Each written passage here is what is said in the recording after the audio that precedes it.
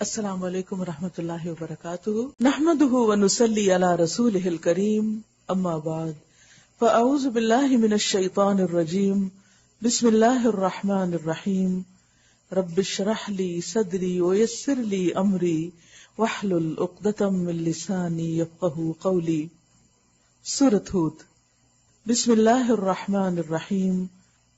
الف لام را کتاب احکمت آیاتہ ثم فصلت من لدن حکیم خبیر اللہ تعبدوا الا اللہ اننی لکم منہ نذیر وبشیر وان استغفروا ربکم ثم توبوا الیہ یمتعکم متاعا حسنا الی اجل مسمی ویؤت کل ذی فضل فضلہ وَإِن تَوَلَّوْا فَإِنِّي أَخَافُ عَلَيْكُمْ عَذَابَ يَوْمٍ كَبِيرٍ إِلَى اللَّهِ مَرْجِعُكُمْ وَهُوَ عَلَى كُلِّ شَيْءٍ قَدِيرٌ۔ الف لام را۔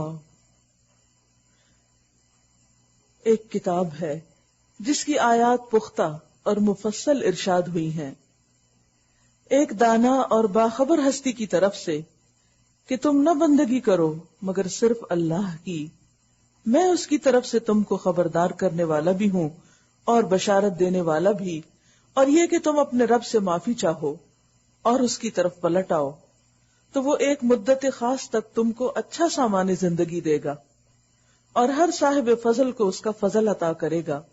لیکن اگر تم منہ پھیرتے ہو تو میں تمہارے حق میں ایک بڑے ہولناک دن کے عذاب سے ڈرتا ہوں۔ تم سب کو اللہ کی طرف پلٹنا ہے اور وہ سب کچھ کر سکتا ہے۔ سورت کا آغاز کتاب کے تعارف سے ہو رہا ہے اور بہت دلچسپ تعارف ہے کہ یہ ایک ایسی کتاب ہے، یعنی قرآن مجید، جس کی آیات پختہ ہیں۔ پھر ثم فصلت، کھول کے بھی بیان کی گئی، ایک طرف محکم ہے دوسری طرف مفصل ہے، یعنی ایک طرف الفاظ اس کے باہم اتنے مربوط ہیں کہ کم سے کم الفاظ میں بات کی گئی ہے، اور دوسری طرف معنی کے اعتبار سے بہت تفصیلی ہے۔ اس کے اندر ایک ایک آیت کے اندر، ایک ایک جملے کے اندر بے شمار معنی نکلتے ہیں، بے شمار چیزیں اور حکمتیں پائی جاتی ہیں۔ اور کتاب کا پیغام کیا ہے؟ اللہ تعبدوا الا اللہ، کہ لوگوں اللہ کے سوا کسی کی عبادت نہ کرو، کسی کی بندگی نہ کرو۔ اور پیغمبر کا مقام کیا ہے؟ اننی لکم منہ نذیر وبشیر، کہ میں تمہارے لیے خبردار کرنے والا اور خوشخبری دینے والا ہوں۔ اس کے ساتھ ہی پیغمبر نے مزید بھی کچھ ہدایات دی اللہ کی طرف سے، وَأَنِ اسْتَغْفِرُوا رَبَّكُمْ، کہ اپنے رب سے معافی مانگ لو اپنی غلطیوں پر، کوتاہیوں پر۔ ثم توبوا الیہ، پھر اسی کی طرف رجوع کرو، پلٹو۔ فائدہ کیا ہوگا استغفار کا؟ یمتعکم متاعا حسنا، دنیا میں بھی اچھا سامان زندگی ملے گا۔ قرآن مجید کی دوسری آیات سے بھی یہ بات پتہ چلتی ہے، احادیث سے بھی یہی بات پتہ چلتی ہے کہ جو انسان اپنے گناہوں کی معافی مانگتا ہے، استغفار کرتا ہے، اللہ کی طرف پلٹتا ہے، اللہ تعالیٰ اس کی دنیا کی مشکلات بھی آسان فرماتے ہیں۔ استغفار آخرت کے علاوہ دنیا میں بھی کامیابی کی کنجی ہے۔ اور استغفار کیا ہے؟ گناہوں سے معافی چاہنا، گناہوں کو اپنے سے دور کرنا، گناہوں پر شرمندہ ہونا، اللہ کی طرف پلٹ آنا، لوٹ آنا، اپنی اصلاح کر لینا۔ اور یہی اللہ ہم سے چاہتا ہے کہ ہم ایسا کریں۔ اور پھر اگر ہم نہیں کرتے تو گناہ ہمارے لیے دنیا کی زندگی میں بھی اور آخرت میں بھی نقصان دہ ہیں۔ گناہوں کی وجہ سے بندہ دنیا میں بھی اللہ کے رزق اور رحمت سے محروم ہوتا ہے، اور آخرت تو پھر اگر اللہ کی نافرمانی کے ساتھ اللہ کے ساتھ ملاقات کی تو پھر آپ سوچ سکتے ہیں کہ اس دن کس قدر شرمندگی ہو سکتی ہے۔ اور پھر فرمایا کہ وَيُؤْتِ كُلَّ ذِي فَضْلٍ فَضْلَهُ، ہر صاحب فضل کو اس کا فضل دے گا۔ اور اگر تم منہ پھیرتے ہو، نہیں میری بات مانتے، نہیں اس کی عبادت کرتے، نہیں استغفار کرتے، نہیں اس کی طرف پلٹتے، تو میں تمہارے حق میں ایک بڑے ہولناک دن کے عذاب سے ڈرتا ہوں۔ کہ اگر تم نے استغفار نہ کی تو بہت بری شامت آئے گی، وہ دن اچھا دن نہ ہوگا تمہارے لیے. اور اس میں ہم سب کے لیے سبق ہے. ہم سب انسان ہیں، خطا کار ہیں، ہم سب سے غلطیاں ہوتی ہیں، لیکن بہترین خطا کار کون ہوتے ہیں؟ جو توبہ کرنے والے ہوتے ہیں. یہ ایک پیغام ہے ہم سب کے لیے، اور اس میں ہماری بھلائی ہے.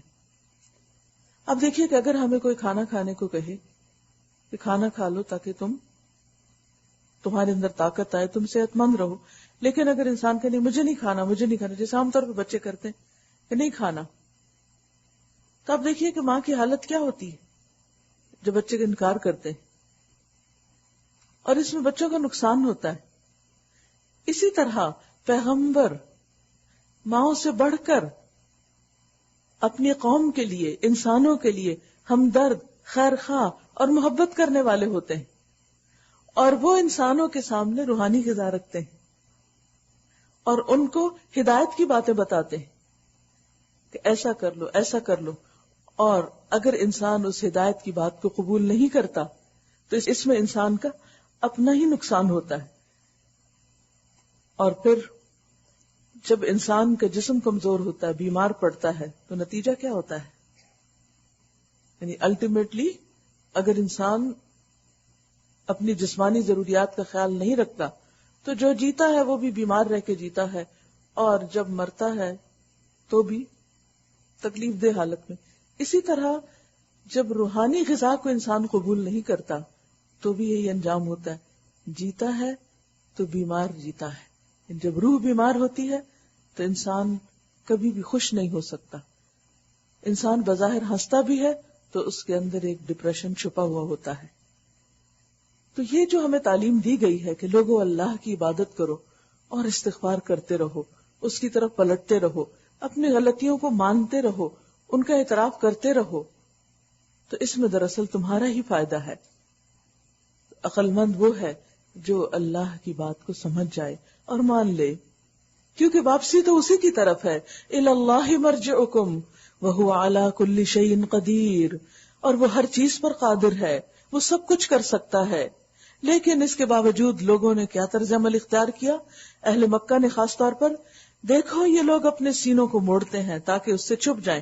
یعنی پیغمبر کو دیکھتے ہی سینہ موڑ لیتے، یا نیچے کو یا سائڈ کو، یعنی بات سنتے نہیں تھے. ایک ہوتا ہے کسی کی بات توجہ سے سننا. جب آپ کسی کی بات توجہ سے سنتے تو قدرتی طور پر آپ کا سینہ سامنے ہوتا ہے، آپ پوری یعنی اپنے سینے کے ساتھ متوجہ ہوتے، اپنے فرنٹ کے ساتھ. اور اگر آپ کسی کی بات نہیں سنتے تو آپ کنارہ کشی کر لیتے ہیں، کندھے موڑ لیتے ہیں یا نیچے کو جھک جاتے ہیں تاکہ اس سے چھپ جائیں، یعنی پیغمبر ان کو دیکھے بھی نہ. خبردار، جب یہ کپڑوں سے اپنے آپ کو ڈھانپتے ہیں، اللہ ان کے چھپے کو بھی جانتا ہے اور کھلے کو بھی جانتا ہے. کیونکہ نبی صلی اللہ علیہ وسلم جب کبھی کوئی سورت سناتے، کوئی آیات پڑھ کے سناتے لوگوں کو، تو ایسے ہی قریش کے بعد متکبر سردار بے پرواہی کے ساتھ اٹھتے اور چادر ڈال کے چل دیتے. یہ ایسے ہی ہوتا ہے نا کہ جیسے آپ کسی کے ساتھ بات کر رہے ہیں اور کبھی کوئی کانفلکٹ ہو جاتا ہے یا آپ کو اس کی بات نہیں سننی تو کیا کرتے ہیں؟ آپ اپنا بیگ اٹھاتے ہیں، چیز اٹھاتے ہیں اور چل پڑتے ہیں. یہی رویہ ان کا نبی صلی اللہ علیہ وسلم کے ساتھ تھا، جس پر اللہ سبحانہ وتعالیٰ نے فرمایا کہ یہ آپ سے کنارہ کشی کرتے ہیں، آپ سے بے رخی برتتے ہیں، آپ سے چھپتے ہیں، آپ کی بات نہیں سننا چاہتے. کیا یہ بھول گئے ہیں کہ یعلم ما یسرون وما یعلنون، کہ وہ جانتا ہے جو کچھ وہ چھپاتے ہیں اور جو وہ ظاہر کرتے ہیں. انہ علیم بذات الصدور، بے شک وہ سینوں کا بھید بھی جانتا ہے، وہ دلوں کے اندر چھپی ہوئی باتیں. اب ویسے تو ان کا بظاہر طرز عمل ایک نظر آ رہا ہے، لیکن سینے کی باتیں، دل کی باتیں، چھپی ہوئی باتیں، اس لیے کہ انسان کا جو طرز عمل ہوتا ہے وہ دراصل اس کے دل کے خیالات کی عکاسی ہوتا ہے. انسان کے دل میں جب تکبر ہوتا ہے تو وہ ایسا رویہ اختیار کرتا ہے. انسان کے اندر جب کسی کے لیے نفرت ہوتی ہے تب وہ ایسا رویہ اختیار کرتا ہے کہ اس سے کنارہ کشی کرتا ہے، منہ موڑتا ہے، بے رخی اختیار کرتا ہے یا اس کی بات کو اہمیت نہیں دیتا. حالانکہ پیغمبر کی بات کیا تھی جو خود انسانوں کے فائدے میں تھی، لیکن انہیں ماننے کی توفیق نہ ہوئی. 12واں پارہ، وَمَا مِن دَابَّةٍ فِي الْأَرْضِ إِلَّا عَلَى اللَّهِ رِزْقُهَا وَيَعْلَمُ مُسْتَقَرَّهَا وَمُسْتَوْدَعَهَا كُلٌّ فِي كِتَابٍ مُبِينٍ. زمین میں چلنے والا کوئی جاندار ایسا نہیں جس کا رزق اللہ کے ذمے نہ ہو. یعنی اللہ نے جس کو بھی پیدا کیا، جو کچھ ہمیں نظر آتا ہے، انسان، جن، چرند، پرند، بحری، بری، ہر طرح کی مخلوقات، وہ جو ہمیں نظر آتی ہے اور وہ جو ہمیں نظر نہیں آتی. یہ کتنی ویرائٹی ہے نا ہر طرح کی مخلوق کے اندر. ہمیں تو یہ بھی نہیں پتا ہوتا کہ کون سا پرندہ کیا پسند کرتا ہے، کون سا جانور کیا کھاتا ہے. اس کے لیے پوری زندگی چاہیے یہ صرف یہی علم حاصل کرنے کو. کھلائیں گے تو کب اور کہاں سے اور کیا. تو اللہ نے جب پیدا کیا تو پوری پلاننگ کے ساتھ کہ کس کی کیا ضرورت ہے، اس کے لیے کیا اگے گا، کیا بنے گا، کیا پیدا کیا جائے گا، اور وہ اس کے مطابق ان سب کو رزق دے رہا ہے. اور کوئی بھی ایسا نہیں کہ جو اس سے محروم ہو. اور ہر ایک کی پسند اور چوائس کا رزق اللہ نے رکھا. خود انسانوں کے لیے کیا کیا ویرائٹی پیدا کی، کیسے کیسے رنگ، ذائقے، خوشبو، مزے. یعنی ایک کھانا کھاتے ہیں، صرف پیٹ ہی نہیں، زبان، اور زبان کے بھی کئی حصے اس سے لطف اندوز ہوتے ہیں، اور پھر اس کی خوشبو بھی سونگتے ہیں اور آنکھیں بھی دیکھ کے اس کو ٹھنڈی ہوتی ہیں. تو یہ ساری نعمتیں اللہ نے پیدا کی، اور صرف ہمارے لیے نہیں، باقی مخلوقات کے لیے بھی. وَيَعْلَمُ مُسْتَقَرَّهَا وَمُسْتَوْدَعَهَا، اور وہ جانتا ہے اس کا ٹھکانہ اور اس کے سپرد کیے جانے کی، یعنی قبر کی جگہ، سب اس کے علم میں ہے. کل فی کتاب، سب کچھ ایک صاف دفتر میں درج ہے. وَهُوَ الَّذِي خَلَقَ السَّمَاوَاتِ وَالْأَرْضَ فِي 6 أَيَّامٍ، اور وہی ہے جس نے آسمانوں اور زمین کو 6 دنوں میں پیدا کیا، جبکہ اس سے پہلے اس کا عرش پانی پر تھا. یعنی پہلے ہر طرف پانی ہی تھا، تاکہ تم کو آزما کر دیکھے تم میں کون بہتر عمل کرنے والا ہے. یعنی زمین آسمان کو پیدا کیا، زمین کی ساری نعمتیں انسان کے لیے پیدا کی، پھر انسان کو اس پہ بسایا. کس لیے بسایا؟ تاکہ دیکھے کہ انسان کرتا کیا ہے، کیا واقعی اس کی عبادت کرتا ہے یا منہ موڑ جاتا ہے.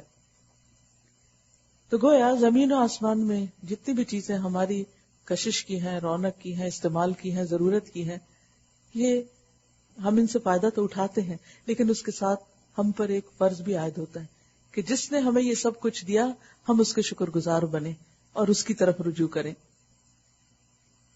اب اگر ہے محمد صلی اللہ علیہ وسلم، تم کہتے ہو کہ لوگوں مرنے کے بعد تم دوبارہ اٹھائے جاؤ گے، تو منکرین فوراً بول اٹھتے ہیں کہ یہ تو سری جادوگری ہے کہ پھر دوبارہ مرنے کے بعد اٹھنا. اور اگر ہم ایک خاص مدت تک ان کی سزا کو ٹالتے ہیں تو وہ کہنے لگتے ہیں کہ آخر کس چیز نے اسے روک رکھا ہے، یعنی کسی حال میں راضی نہیں. سنو، جس روز اس سزا کا وقت آ گیا تو وہ کسی کے پھیرے نہ پھر سکے گا، اور وہی چیز ان کو آ گھیرے گی جس کا وہ مذاق اڑا رہے تھے. تو بات یہ ہے کہ دنیا کی زندگی، دنیا کے اچھے برے حالات تو سارے امتحان کے لیے ہیں، لیکن یہ سب کچھ ٹیمپریری ہے، عارضی ہے. پھر انسان اپنے اصل انجام کی طرف لوٹے گا، اور اس کے بعد انسان پھر دوبارہ واپس نہیں آ سکتا، پلٹ نہیں سکتا، اور اس کے پاس ایسا موقع نہیں ہوگا کہ وہ اپنی اصلاح کر سکے. وَلَئِنْ أَذَقْنَا الْإِنسَانَ مِنَّا رَحْمَةً ثُمَّ نَزَعْنَاهَا مِنْهُ، اگر کبھی ہم انسان کو اپنی رحمت سے نوازنے کے بعد پھر اسے محروم کر دیتے ہیں. سوچئے، کوئی بھی چیز جو آپ سے چھن گئی، چلی گئی، جس سے آپ محروم ہو گئے، اس کے چھننے کے بعد آپ پر کیا بیتی، آپ کے اندر امید کا لیول کیا تھا اور مایوسی کا کیا تھا. ہوتا یہ ہے کہ انسان پر جسمانی، مالی یا کسی قسم کی کوئی تکلیف آتی ہے تو انسان کیا سمجھتا ہے اس وقت، اس کی حالت کیا ہوتی کہ بس this is end of the world. بیمار ہو تو لگتا ہے بس اب مر ہی جاؤں گا، پتہ نہیں صحت ملے گی یا نہیں، کبھی ٹھیک ہوں گا یا نہیں. یعنی امید کم ہوتی اور مایوسی زیادہ ہوتی. پھر اسی طرح اگر کوئی چیز کھو جاتی ہے تو انسان سوچتا ہے کہ بس سب ہی کچھ لٹ گیا، غم سے شدید نڈھال ہو جاتا ہے.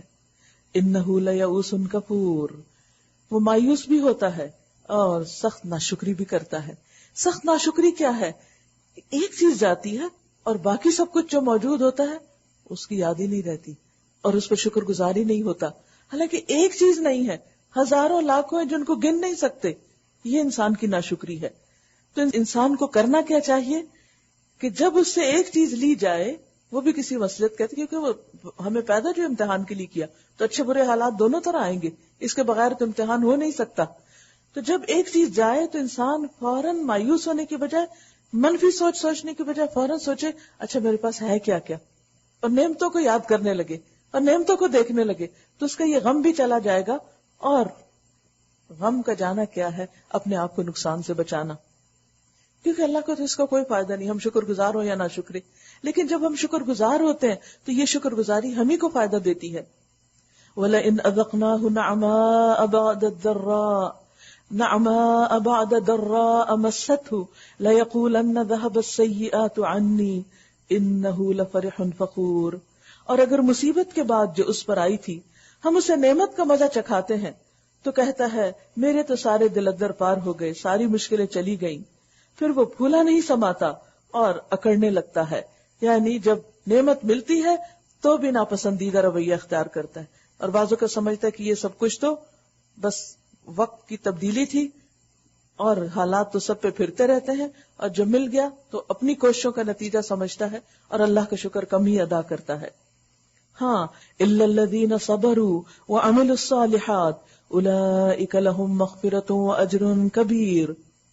اس عیب سے اگر کوئی پاک ہے تو بس وہ لوگ جو صبر کرنے والے ہیں اور نیکوکار ہیں، اور وہی ہیں جن کے لیے درگزر بھی ہے اور بڑا اجر بھی ہے. نبی صلی اللہ علیہ وسلم نے فرمایا کہ مومن کا معاملہ بھی بہت عجیب ہے کہ مومن ہر حال میں خیر و بھلائی سمیٹتا ہے. اگر اس کو کوئی تکلیف پہنچتی ہے تو وہ اس پر صبر کرتا ہے اور اس حال میں وہ نیکی کماتا ہے، اور اگر اس کو کوئی نعمت ملتی ہے تو نعمت پا کر وہ شکر ادا کرتا ہے اور اس پر بھی وہ اجر پاتا ہے. گویا دونوں حالتیں اس کے لیے اجر کا ذریعہ بن جاتی ہیں. اس کے برعکس جس کے اندر ایمان نہیں ہوتا اس کا رویہ برعکس ہوتا ہے. نعمت ملے تو اکڑتا ہے، پھولتا ہے، فرح فخور ہوتا ہے، اور اگر مصیبت آئے یئوس کفور ہوتا ہے. تو یہ دونوں ہی رویے ناپسندیدہ ہیں. اس کے برعکس انسان کو صبور اور شکور ہونا چاہیے، مشکل میں صبر اور نعمت پر شکر. تو اے پیغمبر صلی اللہ علیہ وسلم، کہیں ایسا نہ ہو کہ تم ان چیزوں میں سے کسی چیز کو بیان کرنے سے چھوڑ دو جو تمہاری طرف وحی کی جا رہی ہیں، اور اس بات پر دل تنگ ہو کہ وہ کہیں گے اس شخص پر کوئی خزانہ کیوں نہ اتارا گیا، یا یہ کہ اس کے ساتھ کوئی فرشتہ کیوں نہ آیا. تم تو محض خبردار کرنے والے ہو، آگے ہر چیز کا حوالہ دار اللہ ہے. کیا یہ کہتے ہیں کہ پیغمبر نے یہ کتاب خود گھڑ لی ہے؟ کہو اچھا یہ بات ہے تو اس جیسی گھڑی ہوئی 10 صورتیں تم بنا لاؤ، اور اللہ کے سوا اور جو تمہارے معبود ہیں ان کو مدد کے لیے بلا سکتے ہو تو بلا لاؤ اگر تم اپنی بات میں سچے ہو. پھر اگر وہ تمہاری مدد نہ کریں، اگر تمہاری بات کا جواب نہ دیں، تو جان لو کہ یہ اللہ کے علم سے نازل ہوئی ہے، یعنی کتاب. یعنی قرآن مجید کیا ہے؟ اللہ کا علم. اور دنیا میں باقی جتنی کتابیں وہ کس کا علم؟ بندوں کا علم. تو بندوں کا علم اللہ کے علم کے مقابلے میں بہت محدود. لیکن حیرت کی بات ہے کہ ہم بندوں کے علم پر تو بہت امپریس ہوتے ہیں، ان سے تو بہت مرعوب ہوتے ہیں، اور ان کے فلسفے اور تھیریز کو کوٹ کرتے کرتے تھکتے نہیں. اس کے برعکس قرآن مجید اس کے بارے میں کسی نہ کسی درجے کے شک میں ہی رہتے ہیں. اور اگر یہ شک نہ ہوتا، یقین ہوتا کہ بالکل سچ ہے، تو کبھی کسی موقع پر بھی اس کو کوٹ کرنے میں، اس کی دلیل کو ماننے میں ہمیں کوئی مشکل نہ ہوتی. پوری کنوکشن کے ساتھ ہم یہ کام کرتے. وَأَلَّا إِلَٰهَ إِلَّا هُ، اور یہ کہ اللہ کے سوا کوئی حقیقی معبود نہیں. پھر کیا تم سر تسلیم خم کرتے ہو؟ فَهَلْ أَنْتُمْ مُسْلِمُونَ مَنْ كَانَ يُرِيدُ الْحَيَاةَ الدُّنْيَا وَزِينَتَهَا نُوَفِّ إِلَيْهِمْ أَعْمَالَهُمْ فِيهَا وَهُمْ فِيهَا لَا يُبْخَسُونَ. جو لوگ بس اسی دنیا کی زندگی اور اس کی خوشنمائیوں کے طالب ہیں، ان کی پرائرٹیز، ان کی دلچسپیاں سب کی سب صرف اس دنیا کی حد تک ہے، اس سے آگے کچھ نہیں سوچتے. ان کی سارا دن سوچ، ان کی بھاگ دوڑ، ان کی کوشش، ان کی محنت بس صرف دنیا کے آخری کنارے تک جاتی ہے، اس سے باہر نہیں. تو فرمایا ان کی کارگزاری کا سارا پھل ہم ان کو یہی دے دیتے ہیں، ان کی محنت کو یہی برابر کر دیتے ہیں. وہ اپنی محنت کا پھل صلہ دنیا میں ہی پا لیتے ہیں، وہ جو چاہتے ہیں ان کو مقصود یہی مل جاتا ہے. ایک اور جگہ پر آتا ہے کہ جتنا ہم چاہتے ہیں بس اتنا دے دیتے ہیں. اولئک الذین لیس لہم فی الآخرۃ الا النار، مگر آخرت میں ایسے لوگوں کے لیے آگ کے سوا کچھ نہیں. جو آخرت کو سامنے رکھ کے کام نہیں کرتے ان کے لیے پھر آگ کے سوا کچھ نہیں. وَحَبِطَ مَا صَنَعُوا فِيهَا، اور جو کچھ انہوں نے دنیا میں بنایا وہ سب ملیا میٹ ہو گیا. جو بھی ان کی انڈسٹریز تھیں، جو بھی ان کی تعمیرات تھیں، جو کچھ بھی انہوں نے تیار کیا سب یہیں ختم، غرق، برباد. وَبَاطِلٌ مَا كَانُوا يَعْمَلُونَ، اور اب ان کا سارا کیا دھرا محض باطل ہے، یعنی اس کا کوئی نتیجہ نہیں، اس کا کچھ فائدہ نہیں. ہم سب کو بھی سوچنا چاہیے کہ ہم کوئی بھی جو کام کرتے ہیں، خواہ دنیا کا ہو یا دین کا، اس کے پیچھے نیت کیا ہوتی ہے، کیوں کر رہے ہوتے ہیں، کہاں کا فائدہ چاہیے، کیا حاصل کرنا چاہتے ہیں. کیونکہ اگر آخرت چاہیے تو دنیا کے کاموں کو بھی ہم فیئر طریقے سے کریں گے، بہترین طریقے سے کریں گے، کسی کو دھوکہ نہیں دیں گے، فریب نہیں کریں گے، نہ بزنس نہ تجارت میں، نہ ہی کسی جاب میں. کچھ بھی کریں گے بھلے مانس لوگوں کی طرح کریں گے، بہترین طریقے سے کریں گے، کیونکہ ہم یہ سوچ کے کریں گے کہ ہمارا رب ہم کو دیکھتا ہے، ہم اس کے آگے جواب دہ ہیں. خواہ کسی انسان کا بھی کام کر رہے ہوں، کسی انسان کی جاب کر رہے ہوں، تو بھی بندہ مومن جس کے اندر تقویٰ ہوتا ہے وہ یہ سوچتا ہے کہ مجھے اس کا جواب کسی انسان سے زیادہ اپنے رب کو دینا ہے، لہذا اس کے کام میں اور بہتری آتی ہے، اور اخلاص آتا ہے، اور کوالٹی آتی ہے. اور اس طرح انسان کچھ کام کر کے کسی پہ احسان بھی نہیں جتاتا. لیکن اس کے برعکس جب انسان دنیا کے لیے کام کرتا ہے تو بعض اوقات وہ صرف ایک نظر رکھتا ہے کہ کس کام میں میرا فائدہ ہے، مجھے پروفٹ کہاں سے ملتا ہے، میرا مطلب کہاں سے پورا ہوتا ہے. پھر وہ یہ نہیں دیکھتا کہ جو کچھ میں بنا رہا ہوں، جو پروڈکٹ میں تیار کر رہا ہوں، وہ انسانیت کے فائدے میں جاری ہے، انسانیت کے نقصان میں. اب دیکھیے کہ اس وقت دنیا میں بڑے بڑے بزنسز جو ہیں بعض اوقات اسلحے کے ہو سکتے ہیں، بعض اوقات ایسی چیزوں کی تیاری کے ہو سکتے ہیں کہ جن میں بیسیکلی ہیومن ڈسٹرکشن ہے، انسانوں کے لیے نقصان ہے، لیکن اس کے باوجود لوگ ان کو بناتے چلے. مثلا آپ دیکھیں کہ شراب کا کاروبار جو ہے، لکر، سب کو پتا ہے کہ اس کا بنانا، اس کا پینا، اس کا استعمال، اس کے سب کچھ نقصان ہی نقصان ہے. یعنی انسان جب خریدتا ہے تو جیب کا نقصان ہے، عام ڈرنک کے مقابلے میں کتنی مہنگی ہے. جب پیتا ہے تو جسم کا نقصان ہے، عقل کا نقصان ہے. پھر اس کے بعد جو کچھ انسان بےہودہ حرکتیں کرنے لگتا ہے اس میں، اور بہت سو کا دوسروں کے لیے، گھر والوں کے لیے، بچوں کے لیے امبیرسمنٹ، یعنی لامتنا ہی نقصان. لیکن اس کے باوجود کتنے لوگ ہیں جو اس انڈسٹری کے ساتھ وابستہ ہیں، ملینز اینڈ ٹریلینز میں اس کا کاروبار ہوتا ہے. کیوں؟ اس لیے کہ آخرت تو نہیں ان کے سامنے تو دنیا ہے. انہیں اس سے کوئی فرق نہیں پڑتا کہ کسی کی عقل ماری جاتی ہے، کوئی بیمار ہوتا ہے، کوئی مرتا ہے، کسی کو کینسر ہوتا ہے، کوئی ریڑیاں رگڑ رگڑ کے سسک کے کسی چیز سے مصیبت میں مبتلا ہوتا ہے. انہیں اس کی کوئی پرواہ نہیں. انہیں مطلب ہے اور غرض ہے تو کس سے؟ صرف اور صرف اپنے دنیاوی فائدے سے. ذالک مبلغہم من العلم، یہی آ کے ان کا علم ختم ہو جاتا ہے، اس سے آگے نہیں سوچتے. اس کے برعکس مسلمان مومن جو اللہ سے ڈرتا ہے وہ تجارت بھی کرتا ہے تو ان چیزوں کی، وہ انڈسٹری میں لگاتا ہے تو ان چیزوں کی جس میں انسانیت کا فائدہ ہے، انسانیت کی بھلائی ہے. چھوٹی سے چھوٹی چیز کا فیصلہ اور بڑے سے بڑی چیز کا فیصلہ کرتے وقت وہ صرف اپنی ذات کو نہیں دیکھتا، وہ آج کو نہیں دیکھتا، وہ کل کو دیکھتا ہے، وہ دنیا کے بھی کل کو دیکھتا ہے اور آخرت کے بھی کل کو دیکھتا ہے. دنیا کا کل کیسے کہ آج اگر ہم سارے درخت کاٹ کے اپنی عیش و عشرت میں خرچ کر جائیں گے اور صرف بڑے بڑے فرنیچر بنا کر رکھ دیں گے جس کا کبھی استعمال نہ ہو، تو یہ دراصل ہم کیا کر رہے ہیں؟ پورے انوائرنمنٹ کو نقصان دے رہے ہیں، پورا بیلنس خراب کر رہے ہیں اور آئندہ آنے والی نسلوں کے لیے زندگی حرام کر رہے ہیں. اگر ہم کسی بھی چیز کو اوور سپینڈ کر رہے ہیں، مس یوز کر رہے ہیں، تو دنیا میں بھی نقصان ہے. کتنی زیادہ گلوبل صورتحال جو ہے اس وقت ویدر کے حساب سے کتنی خطرناک ہے اور اس میں کتنی زیادہ مشکلات انسانوں کو ہو رہی، یعنی کتنی زیادہ الرٹس آتی ہیں اس بارے میں، کیسے کیسے خطرناک قسم کے نیوز آتے ہیں کہ اگر ہم نے اتنے % درخت کاٹ دیے تو ایسے ایسے طوفان ہوں گے، ایسی ایسی تباہیاں آئیں گی. انسان دیکھ رہا ہے لیکن اس کے باوجود سوچتا میں تو ہوں گا نہیں. کبھی یہ خبر آتی کہ آج سے 25 سال بعد یہ صدی کے آخر تک انسانوں کے لیے پینے کا پانی نہیں ہوگا. جنگیں کس بات پہ ہو رہی، آج اگر تیل پہ ہو رہی ہیں تو کل پینے کے پانی پر ہوں گی. اسی طرح بے شمار چیزیں جو دنیاوی اعتبار سے بھی ہمیں بظاہر بہت پرکشش نظر آتی ہیں لیکن ان کے پیچھے بھیانک تاریخ ہے. ان کے پیچھے اسی طرح بہت سارے ایسے تجربات جو انسانوں کے علاوہ بندروں اور مختلف جانوروں پر کیے جاتے ہیں اور کس طرح ان کو مس یوز کیا جاتا ہے. یہ سب کچھ صرف اسی وقت ہو سکتا ہے جب انسان آخرت کی فکر نہیں کرتا. جب انسان کے دل میں انسانوں کی اور مخلوق کی ہمدردی نہیں ہوتی، بظاہر ہیومن رائٹس اور بظاہر جانوروں کے رائٹس کی باتیں کی جاتی ہیں، لیکن حقیقت میں کتنا ہی ہیومنز کو اور جانوروں کو مس یوز کیا جا رہا ہے، ان کو ایکسپلائٹ کیا جا رہا ہے. لیکن یہ سب کچھ کیوں ہوتا ہے؟ عقل کام کیوں نہیں کرتی؟ اس لیے نہیں کرتی کہ کل کی آخرت کی فکر نہیں ہے، صرف خود غرضی ہے. سود کا کاروبار، انٹرسٹ بیس ساری اکانومی، کیا اس کے نقصان انسانوں کو معلوم نہیں ہے؟ اس سے انسانوں کے اوپر جو کچھ بیت رہی ہے، جس کرائسس سے انسان گزر رہے ہیں، اور اس کے نتیجے میں جتنی روحانی اور نفسیاتی بیماریاں انسانوں کے اندر جنم لے رہی ہیں، جتنا سٹریس ان کے اندر پیدا ہو رہا ہے، کسی کو معلوم نہیں؟ سب معلوم ہے، لیکن اس کے باوجود فکر کیوں نہیں کرتے؟ کیونکہ چند لوگوں کو فائدہ ہے جن کے ہاتھ میں سارا قانون ہے، اس لیے کہ ان کو آخرت کی فکر نہیں. جب انسان آخرت کی فکر کرتا ہے، آخرت کے لیے کام کرتا ہے، آخرت کے لیے جیتا ہے، تو اس کی دنیا بھی بہترین ہوتی ہے. وہ انسانوں کے فائدے کے کام کرتا ہے، اور وہ صرف ظاہری فائدے کے کام نہیں کرتا، وہ گہرائی تک سوچ کر انسانوں کا فائدہ کرتا ہے.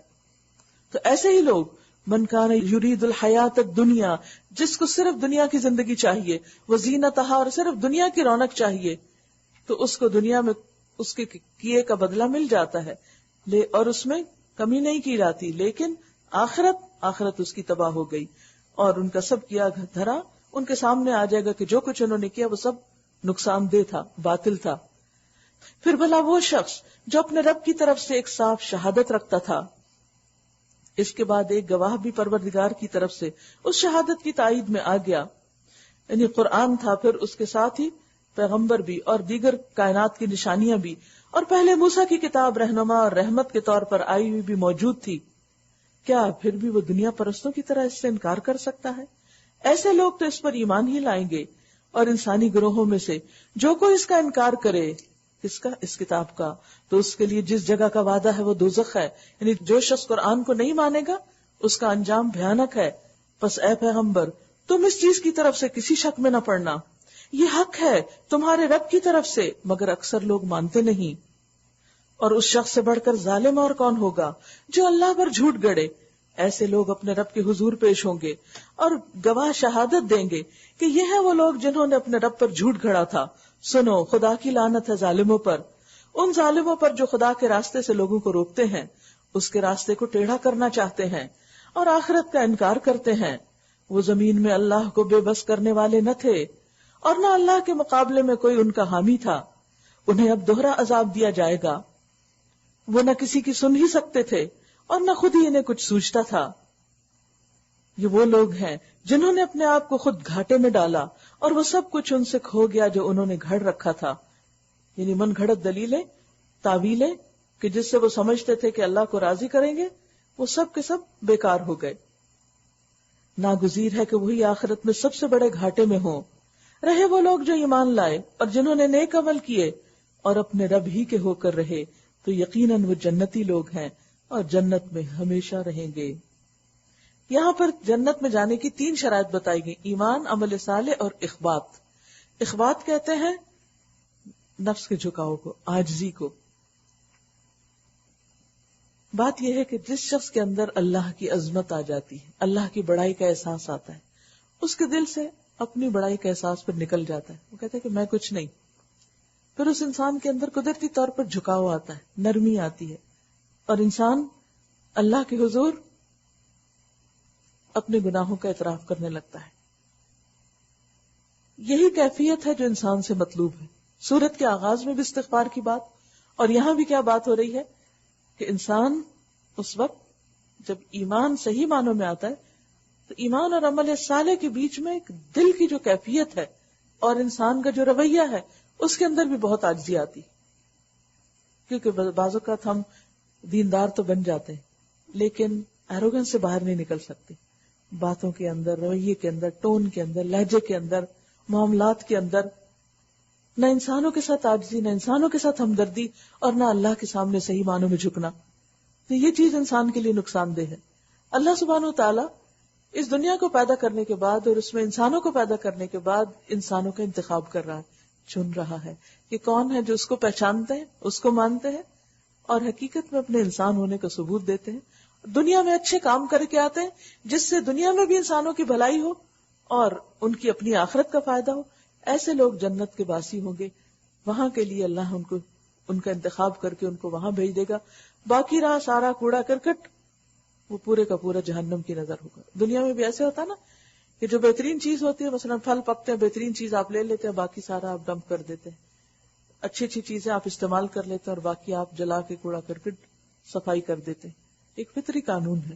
بالکل اسی طرح جیسے درختوں کو آپ دیکھیے، پتوں میں دیکھیے، پھلوں میں دیکھیے، پیداوار میں دیکھیے، ساری چیزوں کے ساتھ یہی معاملہ ہے. جو چیز کام کی ہوتی ہے، فائدے کی ہوتی ہے، اس کو لے لیا جاتا ہے، اور جو بیکار ہوتی ہے اس کو پھینک دیا جاتا ہے، ڈسکارڈ کر دیا جاتا ہے. آخرت میں انسانوں کے ساتھ یہی ہونے والا ہے. ہم سب اپنے بارے میں سوچیں کہ ہم خود کا کیا بھلا کر رہے ہیں، اپنے آپ کو کسی کام میں لگا، انسانوں کی کتنی خدمت کرتے ہیں، انسانیت کی بھلائی کے لیے، فلاح و بہبود کے لیے ہم نے کیا کیا ہے. آج کے دور میں اگر آپ دیکھیں تو مسلمانوں کی ساری تاریخ دیکھیں، کس قدر یعنی کہ موجودہ تاریخ نہ کہ پاسٹ میں مسلمانوں نے بہت کچھ کیا.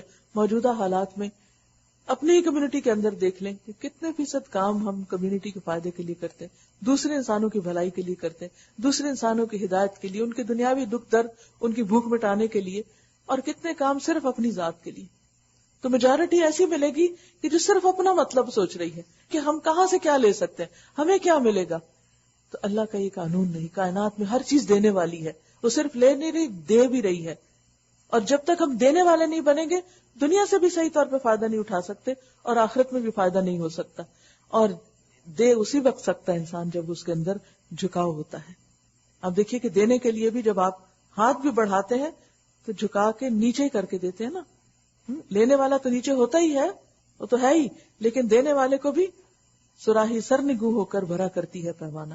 تو یہی اخبات ہے اصل، کیونکہ اخبات کے نتیجے میں لازمی طور پر انسانیت کے فائدے کے کام ہیں.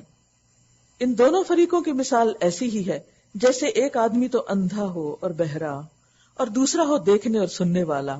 اندھا بہرا کس سے؟ حق سے، اور دیکھنے سننے والا جو حق کو سنے، حقیقت کو پالے، جس کو معرفت حاصل ہو جائے. کیا یہ دونوں یکساں ہو سکتے ہیں؟ دونوں برابر ہو سکتے ہیں؟ ہرگز بھی نہیں. کیا تم اس مثال سے کوئی سبق نہیں لیتے؟ اس کے بعد کچھ پیغمبروں کا ذکر ہے اور ان کے انجام بتایا گیا ہے کہ کیا ہوا. وَلَقَدْ أَرْسَلْنَا نُوحًا إِلَىٰ قَوْمِهِ إِنِّي لَكُمْ نَذِيرٌ مُبِينٌ. اور ایسے ہی حالات تھے جب ہم نے نوح علیہ السلام کو اس کی قوم کی طرف بھیجا. اس نے کہا میں تم لوگوں کو صاف صاف خبردار کرتا ہوں کہ اللہ کے سوا کسی کی بندگی نہ کرو، ورنہ مجھے اندیشہ ہے کہ تم پر ایک روز دردناک عذاب آئے گا. جواب میں اس کی قوم کے سردار جنہوں نے اس کی بات ماننے سے انکار کیا تھا بولے ہماری نظر میں تو تم اس کے سوا کچھ نہیں ہو کہ بس ایک انسان ہو ہم جیسے. ہم دیکھیں کیا لاجک جٹلانے کی. اور ہم دیکھ رہے ہیں کہ ہماری قوم میں سے بس ان لوگوں نے جو ہمارے ہاں اراذل تھے، گھٹیا تھے، بے سوچے سمجھے تمہاری پیروی اختیار کر لی. اب یہ سب کچھ اخبات کے خلاف ہے، عاجزی کے خلاف ہے، سخت ایروگنس کی علامت ہے، جس کی بنا پر انہوں نے پیغمبر کے ساتھ یہ رویہ اختیار کیا کہ پیغمبر کو بھی حقیر کیا کہ تم ہمارے جیسے انسان ہو، اور اپنی قوم کے لوگوں کو بھی چھوٹا سمجھا اور کہا کہ یہ تو گھٹیا قسم کے لوگ ہیں جو تمہاری بھاں میں ہاں ملا رہے ہیں، جو ہم جیسے کسی کام کے لوگ ہیں وہ تو تمہاری نہیں سنیں گے. یہی چیز انسان کے لیے قبولیت حق کے راستے میں بہت بڑی رکاوٹ بنتی ہے. انسان اپنے آپ کو بڑی چیز سمجھتا ہے، کبھی اس کو اپنی عقل پہ بڑا ناز ہوتا ہے، کبھی اپنے علم پہ بڑا ناز، کبھی اپنی ڈگری اور اپنی جاب پہ بڑا ناز ہے، کبھی اپنے حسن پہ، کبھی کسی اور چیز پر. یہ ساری چیزیں مل کر انسان کو شیطان بنا دیتی ہے، اور پھر انسان اللہ کے آگے جھکنا بھول جاتا ہے. کیونکہ شیطان نے بھی تو یہی کیا تھا نا کہ اللہ کی بات نہیں مانی تھی. اور یہاں ان لوگوں کو بھی حال کچھ ایسا ہی ہے، اور کہتے ہیں ہم کوئی بھی چیز ایسی نہیں پاتے جس میں تم لوگ ہم سے کچھ بڑے ہوئے ہو. کمپیریزن کس چیز کا؟ اس چیز کا کہ دنیا کے اعتبار سے کون بڑا ہے. تو بات یہ کہ حق تو پوری دنیا سے زیادہ وزنی ہے، بلکہ ہم تو تمہیں جھوٹا سمجھتے. اس نے کہا اے برادران قوم، ذرا سوچو تو صحیح کہ اگر میں اپنے رب کی طرف سے ایک کھلی شہادت پر قائم تھا اور پھر اس نے مجھ کو اپنی خاص رحمت سے بھی نواز دیا مگر وہ تم کو نظر نہ آئی، تو آخر ہمارے پاس کیا ذریعہ ہے کہ تم ماننا نہ چاہو اور ہم زبردستی اس کو تمہارے سر چپک دیں. یعنی ہدایت ایسی چیز نہیں کہ جو زبردستی کسی پہ امپوز کی جائے. اور اے برادران قوم، میں اس کام پر تم سے کوئی مال نہیں مانگتا. یہ ہے میری سنسیریٹی کی علامت. تم ہر کام دنیا کے فائدے میں کرنا چاہتے ہو اور میرے نزدیک دنیا کا نہیں آخرت کا فائدہ ہے. میں اس کام پر تم سے اجر نہیں چاہتا, میرا اجر تو اللہ کے ذمہ ہے. اور میں ان لوگوں کو دھکے دینے سے بھی رہا جنہوں نے میری بات مانی ہے, خواہ وہ تمہاری قوم کے اراذل ہیں. وہ آپ ہی اپنے رب کے حضور جانے والے ہیں, مگر میں دیکھتا ہوں کہ تم لوگ جہالت برت رہے ہو. ایروگنس جو ہے وہ جہالت کی وجہ سے ہوتی ہے. انسان اپنے آپ کو بڑی چیز سمجھتا ہے, حالانکہ وہ ہوتا نہیں. یہ اس کی کم علمی ہوتی, لا علمی ہوتی. جن چیزوں پہ وہ تکبر کر رہا ہوتا وہ اس کی ہوتی بھی نہیں. وہ تو صرف چند دن کے لیے اس کو بطور آزمائش دی گئی تھی اور وہ ان کو اپنی ملکیت سمجھتا ہے. آپ دیکھیے کہ اگر انسان غور کرے تو انسان کو ملنے والی کوئی بھی صلاحیت, طاقت, خواہ وہ دیکھنے, بولنے, سننے کی ہو, یا مال و متاع, یا اولاد ہو, یا کچھ بھی ہو, آن کی آن میں لمحوں میں انسان سے جا سکتا ہے. کسی بھی چیز پہ انسان قادر نہیں. بڑے بڑے باغات کا مالک ہو یا مینشنز کا, اینی ٹائم کچھ بھی ہو سکتا ہے. لیکن انسان کے پاس جب آتا ہے تو وہ بھول جاتا ہے کہ یہ کبھی جائے گا بھی. وہ ہمیشہ سوچتا ہے کہ یہ میری چیز ہے اور میں ہی اس کا مالک ہوں. تو بہرحال انہوں نے کہا کہ دیکھو, میرا کوئی انٹرسٹ یا فائدہ دنیا کا نہیں, میں تم سے کچھ بھی نہیں چاہ رہا, میرا اجر تو اللہ کے ذمہ ہے. اور میں ان لوگوں کو دھکے دینے سے بھی رہا جنہوں نے میری بات مانی, وہ اپنے آپ ہی اپنے رب کے حضور جانے والے ہیں, مگر میں دیکھتا ہوں کہ تم لوگ جہالت برت رہے ہو. اور اے قوم, اگر میں ان لوگوں کو دھتکار دوں تو خدا کی پکڑ سے کون مجھے بچانے آئے گا؟ تم لوگوں کی سمجھ میں کیا اتنی بات بھی نہیں آتی؟ اور میں تم سے نہیں کہتا کہ میرے پاس اللہ کے خزانے ہیں, نہ یہ کہتا ہوں کہ میں غیب کا علم رکھتا ہوں, کیونکہ یہ دو چیزیں لوگوں کو عام طور پر دوسروں سے ممتاز کر دیتی ہیں. آپ نے دیکھا ہوگا کہ سوسائٹی میں دو لوگوں کی بڑی ویلیو ہوتی ہے, ایک وہ جن کے پاس مال زیادہ ہو, اور دوسرے وہ کہ جو مذہب پر اجارہ داری قائم کیے ہوئے ہوں, غیب کی خبریں بتا بتا کر, اور اپنے آپ کو بڑی چیز سمجھتے ہوں, اور یعنی کاہنوں جیسا کام کرتے ہوں, یعنی جھوٹی باتیں بتانے والے, لوگوں کو جھوٹ بول کر خوش کر دینے والے, اور وہ جھوٹ اللہ کے اوپر بھی باندھنے والے اور بندوں پر بھی, اور اس بات کا دعویٰ کرنے والے کہ ہم بہت کچھ جانتے, کیونکہ یہ ایسی چیزیں ہیں جو عام انسانوں کے بس میں نہیں ہوتی. مثلا غیب کی خبریں اور غیب کی باتیں, عام انسان تو اس پر دسترس نہیں رکھتے. لہٰذا آپ نے دیکھا ہوگا کہ ایسے لوگوں کے گرد ہجوم ہوتا ہے لوگوں کا کہ جو اس قسم کا کاروبار کرتے ہیں. اور اسی طرح جس کے پاس مال ہو وہ جیسا بھی کرے لوگ اس کی تعریف کرتے ہیں یا اس سے دبتے ہیں, ڈرتے ہیں. تو پیغمبر نے کہا میرے پاس یہ دونوں چیزیں نہیں ہیں, مگر اس سے بڑی ایک چیز ہے جسے تم بڑا نہیں سمجھتے, اور وہ ہے اللہ کی طرف سے آئی ہوئی نبوت. اور نہ میرا یہ دعویٰ کہ میں فرشتہ ہوں, اور یہ بھی میں نہیں کہہ سکتا کہ جن لوگوں کو تمہاری آنکھیں حقارت سے دیکھتی ہیں انہیں اللہ نے کوئی بھلائی نہیں دی. آپ دیکھیے کہ دنیا دار انسان لوگوں کو کس نظر سے دیکھتا ہے, اس کا کپڑا کیسا پہنا ہوا ہے, اس کا جسم کیسا ہے, اس کا میک اپ کیسا ہے, اس کی جیولری کیسی ہے, اس کی ظاہریت کیسی ہے. لیکن جو عقل مند لوگ ہوتے ہیں, سمجھدار لوگ ہوتے ہیں, پڑھے لکھے ہوتے ہیں, صاحب حکمت و دانش ہوتے ہیں, وہ ان چیزوں کے پیچھے دیکھتے ہیں کہ یہ بات کیسے کرتا ہے, اس کے معاملات کیسے ہیں, اس کا جیسچر کیسا ہے, اس کا رکھ رکھاؤ کیسا ہے.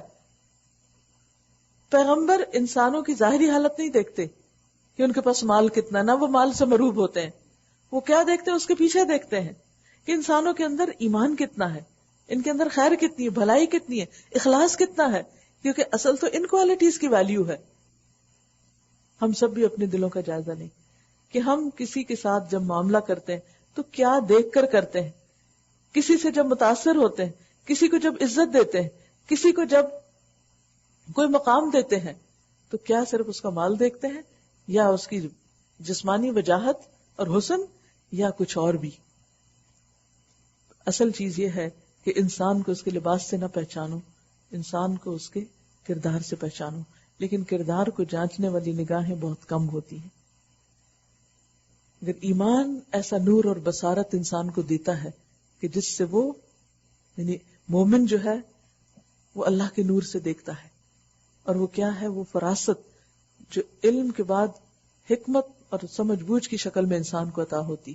یؤتی الحکمت من یشاء ومن یؤت الحکمت فقد اوتی خیرا کثیرا. جس کو چاہتا حکمت دانائی سمجھ بوجھ دیتا ہے, اور جس کو سمجھ بوجھ مل گئی اس کو بہت بڑی بھلائی مل گئی، کیونکہ وہ انسان ظاہریت میں نہیں کھوتا، وہ کسی کی ظاہری شکل پہ نہیں جاتا، وہ اس سے آگے کی چیزوں کو دیکھ کر انسانوں کی قدر کرتا ہے. اور یہی حال پیغمبروں کا ہوتا ہے، ان کے نفس کا حال اللہ ہی بہتر جانتا ہے. اگر میں ایسا کہوں تو ظالم ہوں گا. آخرکار ان لوگوں نے کہا کہ اے نوح، تم نے ہم سے جھگڑا کیا اور بہت کر لیا، اب تو بس وہ عذاب لے آؤ جس کی تم ہمیں دھمکی دیتے ہو، اگر تم سچے ہو. نوح علیہ السلام نے جواب دیا، وہ تو اللہ ہی لائے گا اگر چاہے گا، اور تم اتنا بلبوتا نہیں رکھتے کہ اسے روک دو، عذاب مت مانگو، بڑا سخت ہوگا. اب اگر میں تمہاری کچھ خیر خواہی کرنا بھی چاہوں تو میری خیر خواہی تمہیں کوئی فائدہ نہیں دے سکتی، جبکہ اللہ ہی نے تمہیں بھٹکا دینے کا ارادہ کر لیا ہو. وہی تمہارا رب ہے اور اسی کی طرف تمہیں پلٹنا ہے. اے محمد صلی اللہ علیہ وسلم، کیا یہ لوگ کہتے ہیں کہ اس شخص نے یہ سب کچھ خود گھڑ لیا ہے؟ ان سے کہو، اگر میں نے یہ خود گھڑا ہے تو مجھ پر اپنے جرم کی ذمہ داری ہے، اور جو جرم تم کر رہے ہو اس کی ذمہ داری سے میں بری ہوں. ہوتا یہ کہ جب کوئی دو فریقوں میں جھگڑا طول پکڑ جاتا ہے نا، تو پھر دونوں فریق کس پہ بات ختم کرتے ہیں کہ اب میرے اور تمہارے درمیان کوئی تیسرا حاکم ہی فیصلہ کرے گا، مجھ پہ میرے عمل کی ذمہ داری، تم پہ تمہارے عمل کی. پھر دیکھتے ہیں کہ کل جب اللہ کے حضور حاضر ہوں گے تو پتہ چل جائے گا کہ کون سچا تھا اور کون جھوٹا. وَأُوحِيَ إِلَى نُوحٍ أَنَّهُ لَن يُؤْمِنَ مِن قَوْمِكَ إِلَّا مَن قَدْ آمَنَ فَلَا تَبْتَئِسْ بِمَا كَانُوا يَفْعَلُونَ. نوح علیہ السلام پر وحی کی گئی کہ تمہاری قوم میں سے جو لوگ ایمان لا چکے بس وہ لا چکے، اب کوئی ماننے والا نہیں ہے. ان کے کرتوتوں پر غم کھانا چھوڑ دو اور ہماری نگرانی میں ہماری وحی کے مطابق ایک کشتی بنانی شروع کر دو. اور دیکھو، جن لوگوں نے ظلم کیا ہے ان کے حق میں مجھ سے کوئی سفارش نہ کرنا. یہ سارے کے سارے اب ڈوبنے والے ہیں، بس مہلت ختم ہو گئی.